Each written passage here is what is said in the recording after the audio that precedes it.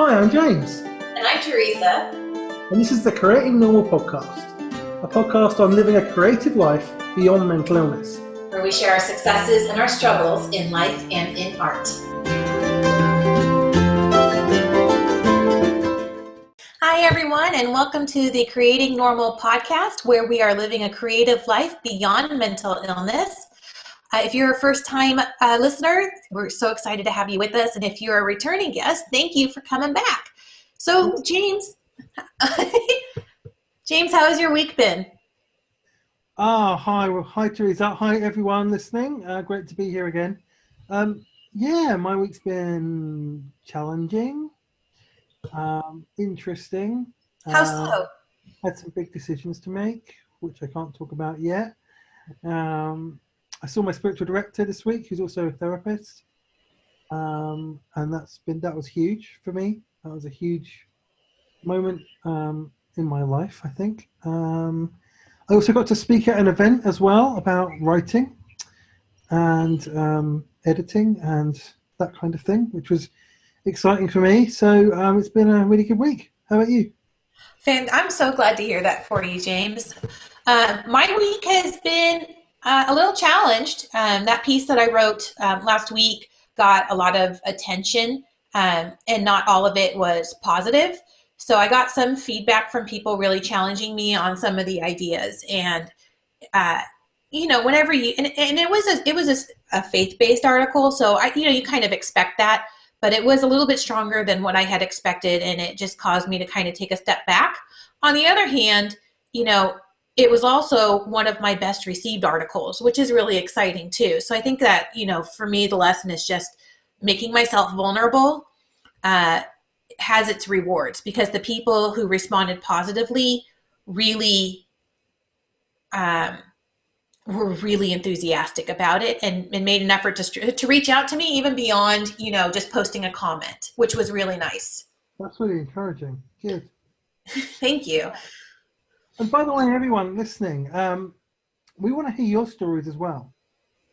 We're not just the reason we tell these stories at the beginning of each episode is because we want to be accountable about our creative journeys, about our mental health journeys, and hope that encourages you and hope that inspires you as well, and hope that you resonate with it. If you've got anything that you want to share, any encouragements, any challenges, anything you'd like us to talk about, we have a Twitter handle. It's Creating Normal. If you tweet us, we will reply and we will take aboard what you've got. We're going to have an email address soon, hopefully as well. But you can tweet us at Creating Normal. We'd love to hear from you. This show is about kind of encouraging and supporting you as well, because we're all in this together. So I just want to kind of just say that at the beginning of the episode, just in case you think we're being a bit self-indulgent, talking about ourselves all the time. We're just trying to help you and serve you and encourage you, because we all need to know that we're not alone. So that's right, James. And I think the other part of it is that the stuff that I read and the stuff that I listen to, it's a lot of people encouraging us to be vulnerable and to put ourselves out there, but there's not a lot of talk about what that really looks like and what that really feels like. And I think, at least for me, that is something that I want to share with people. I want to be pretty transparent about what works and what doesn't work for me. And maybe maybe what works for me will work for you, and maybe it won't, but at least I'll put it out there. And if you try it and you have different results, or you have the same results, it would be great to, ultimately find some way to maybe put together some best practices that we can share with the creative community that will help you, drive your own success at some point. That's a longer term goal though. Yeah, absolutely. Yeah, great. So on to this week's topic. Yeah. So this week's topic is what? Mental health and social media, isn't it? It is indeed. Yeah. This is a topic that I'm quite passionate about. I've got very passionate about in the last couple of months. Because it first started really when I was on Twitter, and I follow a guy called Mike McHargue, who is also known as Science Mike, and he was tweeting a lot about social media and mental health. And about the effects that social media can potentially have on our mental health. And I'd also noticed in the last couple of months a lot of kind of major authors have kind of quit Twitter because they were getting so full of angst and stress and stuff by being on Twitter that they just basically quit, you know. And I myself took a break from social media. Well, not a break, but I cut down on my use of social media recently to see what would happen, because I wanted to see what would happen, because I was getting very wound up, getting involved in too many political debates, probably, which is not hard to do right now, and getting myself wound up about things. And so I kind of cut down. I stopped posting about politics. I stopped getting involved in debates. I still went on social media, but less. And my mental health has improved as a result, without any doubt. And I think it's a really, really important topic, because even more important for the young people, like millennials, basically, millennials and younger, especially. This is really, really important. And it's important for all of us, but it's important especially for those people that really have grown up with smartphones and social media and don't know any different, and who are likely to be more impacted by that than the rest of us who kind of grew up in the analog age and remember what it's like without smartphones. But it's an important conversation, I think, that we need to have. So that's why I wanted us to talk about it today. Well, I'm glad we are talking about it. You know, it's something that I see in some of the groups is people sharing questions about, especially creatives, other creatives in Facebook groups that I belong to, saying, you know, I need to be on social media so that I can engage with my audience, so that I can engage with my followers. And yet that's a lot of time, and questioning how much time should I be spending here, and how can I be doing it most effectively, and how do I avoid all the negativity that exists on, you know, social media, and in particular Twitter, you know. You know, and I think that's a hard balance to kind of try to strike for anybody. Yeah, it really, really is, because social media is a really good thing. I want to say that because I think social media can be a really, really good thing, can be a useful tool. It can be a way of building friendships and relationships. That's how we became friends. Yep. Social media, that's how we built this friendship. It can be a really good way of connecting with people from all over the world. Like like we're talking on different continents, you know, and we're just talking to each other, and that's because of social media, because of the internet. So it's a good thing, but it's just how much we use it and how much it controls us rather than us controlling it. Because social media is designed to keep us on, keep us there as long as possible. You know, there is paid advertising on social media. People want us to use their website, so they want to keep us on there as long as possible. You know, so we have to, instead of letting it control us, we need to control it. Like Science Mike, who was on my podcast and actually talked about this on my podcast. I put a link to that episode in the show notes. He said that he literally regulates his time every day on social media. He has 2 hours of the whole day.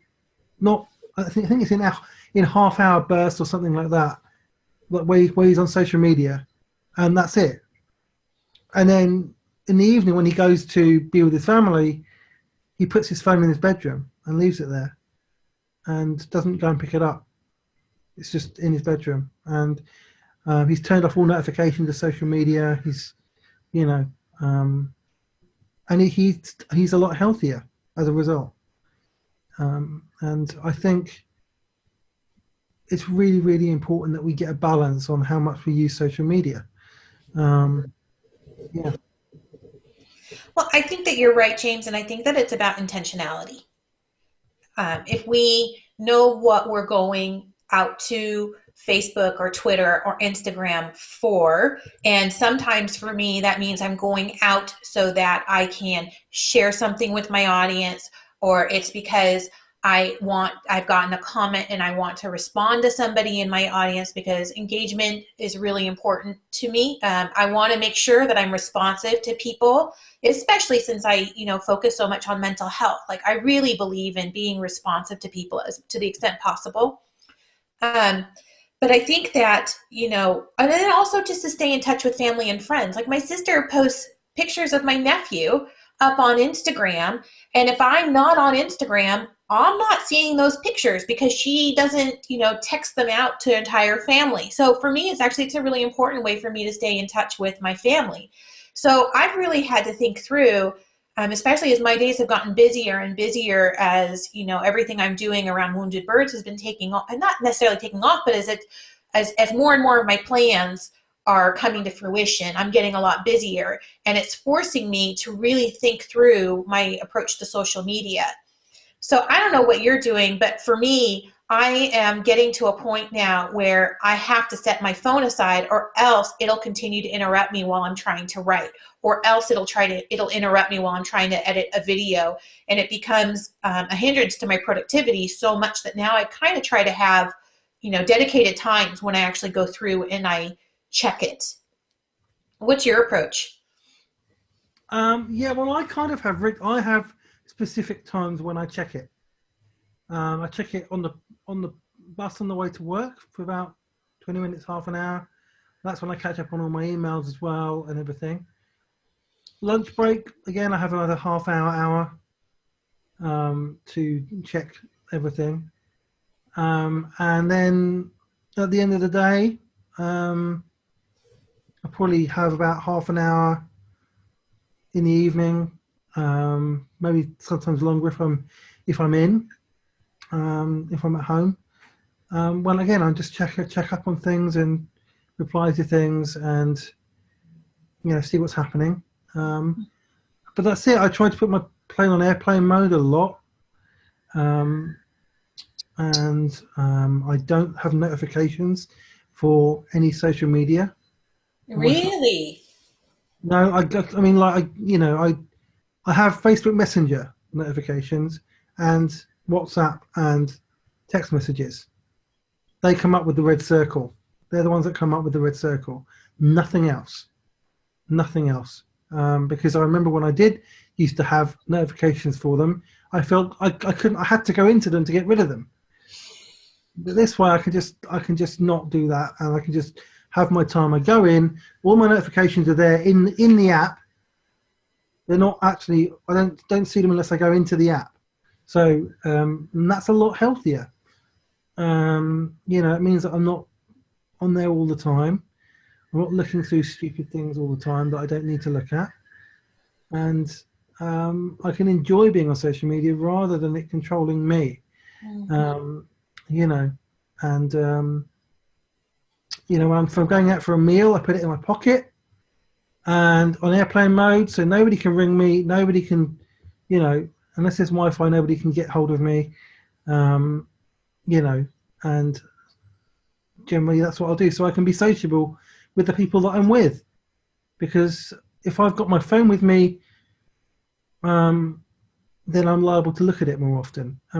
There's a guy called Simon Sinek who said that when people take phones to dinner or to a meeting and they put it on the desk, that is a sign that they haven't got you haven't got their full attention, because they are looking at their phone half the time. They are not completely paying attention to what you are doing, and they're not completely paying attention to what's going on in that meeting, and that is not good. That's not good for relationships. It's not good for work.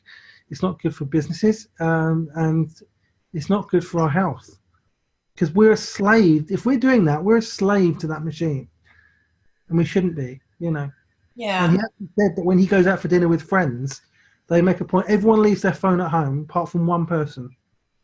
One person takes their phone just in case there's an emergency or whatever, and take any photos or whatever. But other than that, nobody has a phone. Wow, I don't think I could do that. I would really struggle. I know I would struggle to do that. Although I forgot my phone once going to work, and I can tell you it was one of the most liberating days of my life. Like, I don't have to look at my phone. I did that for my honeymoon. It was actually one of my wedding gifts to my husband. was I turned my phone off. Or we had a 4-day honeymoon. I turned my phone off for the entire 4 days. If anybody needed to get in touch with me, they had to message my husband in order to get to me. And it was really not, because my job was so intense at that time that leaving email unresponded really was a challenge for me. So turning off my phone altogether really was, it was a gift to my own mental health, because I didn't have to stress, because there was nothing there, and everybody at work knew that I wasn't going to be responding to anything. So I kind of had like mental permission to turn off my phone and not respond to anything. Or I had mental permission not to respond to anything, but turning off my phone was what it took for me to enforce that permission. And Wow. you know, so that was 4 days, 4 days, 4.5 days. In fact, when I actually even deleted the mailbox off my phone until the following Monday for my work. And then I had to go and reinstall it. And I couldn't remember how to do it. I had to get on my computer, on my laptop, and email the tech guy from my laptop, because I couldn't remember how to load it back up on my phone. Oh my God, that's funny. But it That's was kind of cool. good. It was good for me. It was good for my husband. And it's something that I won't hesitate to do. But since I'm in a healthier mental health place to begin with, a healthier mind space, it's not something I feel compelled to do the way I did back then. Yeah, yeah, that sounds awesome, and a great wedding gift. You know, to be honest, when I get married, I won't. Well, if I ever get married, I won't need any persuasion to turn my phone off on my honeymoon at all.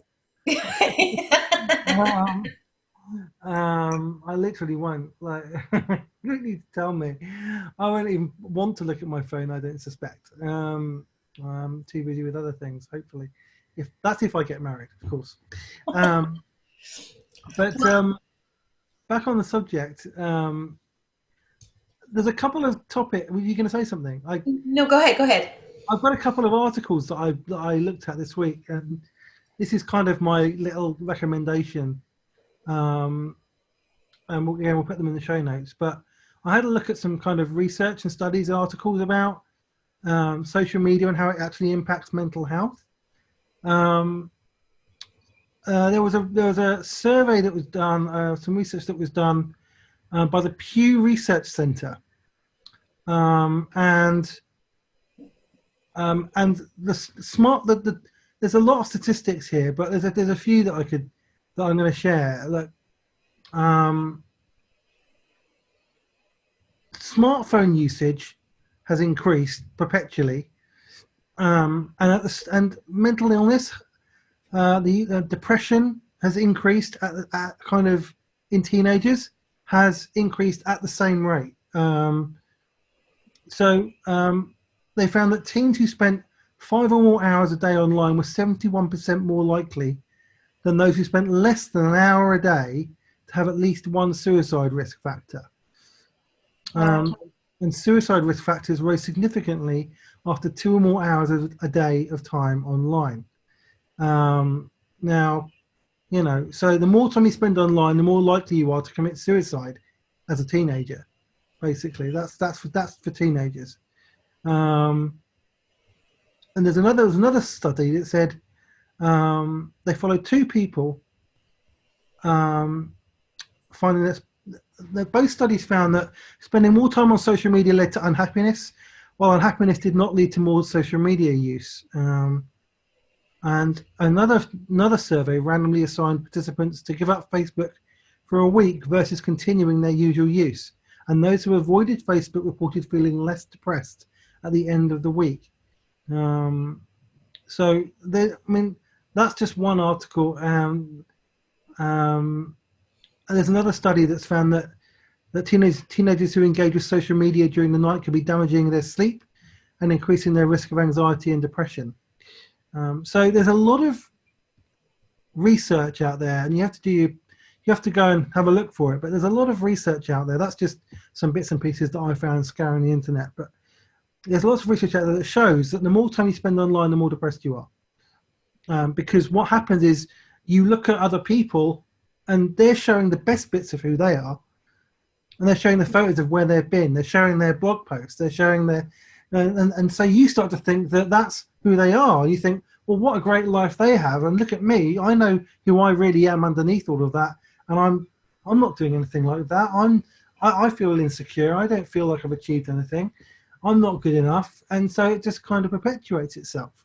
And so you start. I mean, even I've had this kind of thing as a writer. This is really linked with platform building as well. You know, you're like, you see all these people with growing platforms and having success with writing or with anything like that, and you start to think that that's who they are, and that they've got everything, that their whole life is perfect, and they've got everything that you want, and they're happy. And actually, the truth is, behind that, they're not happy. They've probably got anxieties. They've probably got insecurities. They have problems. They're not perfect. They make mistakes. They're probably just as worried as you are, you know, and that's the reality. But we don't see that on social media. And that's the great lie of social media, that we all have it together when we don't. And that's why you need to, it's real. I've always said to people, social media is real, and the relationships that you have on social media are real. You know, they have a real impact on you. Like online bullies have a real emotional impact on people. That's not virtual. It's not fake. You know, I hate when people talk about my friends in real life as if the friends that they have online aren't real friends, or they don't mean anything. But we can't live without physical interaction. We can live without digital interaction. Human beings survived for millions of years without physical interaction. We can survive, but we can't. Well, I think that what you're talking about, James, is that there's a gift to social media too. And what I mean by that is, you're talking about social media. So many of us, we feel image pressure. And I did see an article on this earlier this week.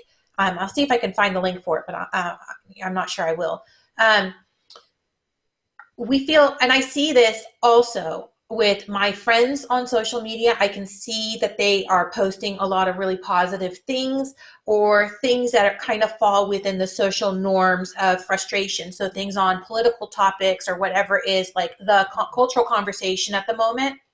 But one of the things, and it's one of the reasons why I love my Wounded Birds Ministry Facebook group so much, is because I can go in there and I can see people who are feeling the same way I'm feeling, who share the same challenges I share, and who can help lift me up, and who I can help lift up when we're struggling. And it really strikes me how much, like a lot, probably about a third of the members in the Facebook group are also connected to me outside the group on Facebook through, like, you know, personal friended kind of thing. And there is sometimes a very marked contrast between what I see them post on their personal wall and what I see them post in the Facebook group. And I find that really interesting. And my hope is that as this conversation around mental health and mental illness continues to grow, that the pressure to present that curated image of ourselves starts to decrease. And you know, I think it's kind of the lie of where we've been. And, you know, everybody encourages us to be authentic. That authenticity is what, you know, connects us with our audience, is what connects us with our fan base and all that stuff. You have to be authentic. And the reality is that the authentic that we put out is a highly filtered version of authentic. And I'm really hopeful that as we continue these conversations on mental health and compassion, that we move away from this false sense of authenticity and get to true authenticity. And I think that will help everyone. Yeah, I agree. I mean, I was going to say this actually.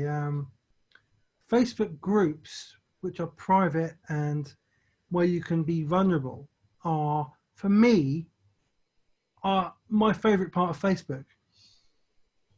Because I can go there and I can actually be vulnerable, and I can actually say what I think, and I can actually be me, and I don't have to put on a face for anybody. And I enjoy that. I enjoy that part of Facebook, and it's not addictive. You know, that I can just go there whenever I need to, and I can support other people there, and we can have community, and that is really, really really important. I think that's a real gift of Facebook. That is that to have those communities which can be private, and you can be you and be vulnerable. Absolutely. I would say this, and I was trying to make this point before, but not very well, that human beings can't exist without physical interaction. Yes. We need to have physical interaction to live healthy lives as human beings. That is really, really important. And the science has actually shown that as well, that, you know, we need physical interaction. We need physical relationships, friendships, people that we see face to face. If we just live on our own, we never go out, and we just stay online, that is not healthy. That is not healthy. If our only friendships are online, that is not healthy. That doesn't mean that relationships we have online are not positive and not real and not meaningful. It just means that as human beings, we need physical interaction. Well, you can't get a hug over Facebook. No, and also you can't get natural sunlight over Facebook. Yeah. You can't go for a walk over a bridge and, you know, have the wind in your face when you're on Facebook because you're holding your phone up. If you are, if you actually are on a bridge and online, you're holding your phone up, so you're not. You know, I mean, sometimes I worry that people are so busy taking pictures that they don't actually just stand and experience what they're in. You know, taking pictures is great. Don't get me wrong. Again, there's a place for it. But I think when it goes too far, that we're so busy trying to photograph the experience that we don't have the experience in the first place. So it's just getting that, like we talked about, it's just getting that balance right and taking care of ourselves. And it's really simple to do. Just like say, I'm going to have this time on Facebook or Twitter or whatever it is every day, and I'll engage and I'll talk to people and I'll interact and I'll share stuff if I'm going to share stuff, and but that'll be it. And then I'm going to put my phone down and turn it off. Yeah. And that's it. And I'm going to take care of myself. I'm going to read. I'm going to watch TV, or I'm going to go to the cinema, or I'm going to go out with friends, or I'm going to just have a quiet, restful night at home. And I don't. When we're in control of it, that is a healthy place to be. Yes. Then it can be a tool that we can use more effectively. And I think one of the reasons that I've often felt so lonely is because I've been on social media too much and seen other people happy and, well, appear to be happy and appear to have everything. And it can it can trigger loneliness. It's no surprise that this generation growing up now are the most depressed and the most lonely generation that we've ever seen, because they're growing up with that. And so we need to teach our children as well, like to have a healthy relationship with smartphones and social media, because if we don't, then things are just going to get worse. Well, and that's one reason why, as much as I love having people in my, Wounded Birds Ministry Facebook group, I also encourage them to find a local support group, because we can talk and we can share all day long inside the group, and it's great and it's valuable. I learn so much from the people inside my Facebook group. But there is something about knowing that there are people who live near you who have these experiences, where you can see their faces, where you can get a sense of their physicality, of their humanity, in a way that's very difficult to get to in Facebook unless you're on video. And even then on video, it's really challenging. And I know a lot of people struggle with finding groups. I'm going to put a link to NAMI, which is the National Alliance on Mental Illness.org, NAMI.org. I'm going to put that in the show notes for this episode. And you can go on that website and you can search for support groups that are local to you here in the United States. James, I don't know if you have anything like that in England. If you do, I would love to put that link in there also. Certainly. I will have a look for one for sure. And if I find one, it'll be in the show notes. Awesome. So I think that's a pretty exhaustive conversation on social media. Yeah, I mean, I want to say that I love social media. I think social media is great. I want to be optimistic about things. I don't want to be kind of all negative and depressed about this. I just want us to be responsible. That's all. Like, I think if we use it responsibly, we'll enjoy it more. Yes. Actually, it'd be more fun. And will have a healthier life. I think it's just, yeah, I think it's, I'm kind of, I just want people to be aware that there is a link, there is a link between the amount of time you spend on social media and your mental health.